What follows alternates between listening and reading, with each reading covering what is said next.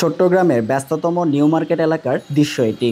পাশেই foot over bridge থাকলেও তা ক্ষুদ্র ব্যবসায়ীদের দখলে। কেবলের স্তূপ দখল করে আছে ব্রিজে ওঠা সিঁড়ি। শুধু নিউ মার্কেট নয়, নগরের Station Road, OR Nizam Road সহ বেশ কয়েকটি গুরুত্বপূর্ণ স্থানে ফুটওভার থাকলেও তা ব্যবহারের অনুপযোগী হয়ে পড়েছে। নগরের 10টি ফুটওভার ব্রিজের মধ্যে 7টিরই এমন পরিস্থিতি। ফলে প্রতিনিয়ত ঝুঁকি নিয়ে রাস্তা পার হচ্ছে নগরবাসী।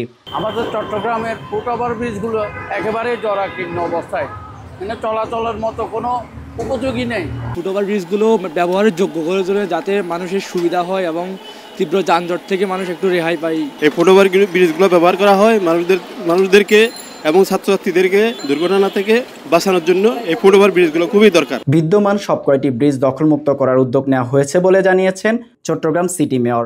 38টি ফুটওভার ব্রিজ তৈরির কথাও জানান মেয়র। অলরেডি আমাদের যে প্রজেক্টটা আছে সেখানে 38টি ফুটওভার ব্রিজ আছে এবং যে অকেজগুলো আছে সেগুলো আমরা সচল করার চেষ্টা করছি, যাতে করে চট্টগ্রামে কিছু জিনিস আমরা চাই যে হোক, যেগুলি মানুষের যানজটের জন্য এবং মানুষের নিরাপত্তার জন্য যেটা কার্যকরী ভূমিকা রাখতে পারে।